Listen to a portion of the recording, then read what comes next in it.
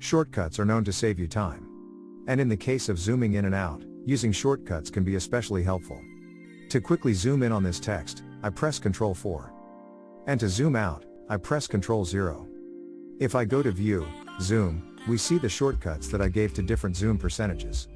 Creating shortcuts will be the subject of the next lecture. Pressing Ctrl 2 will zoom in 200%. And pressing Ctrl 4 will zoom in 400%, which normally is close enough. By holding down Ctrl and scrolling forward, I zoom in further, in steps of 50%. I press Ctrl 1 to zoom out to real size. To change the zoom amount for control scrolling, go to File, Preferences. I click on Operator Tools. Under Stepping, you can set the amount of zooming for control scrolling.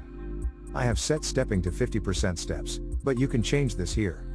And to set the normal scrolling speed, so without control, go to User Interface, Interactivity, will jump.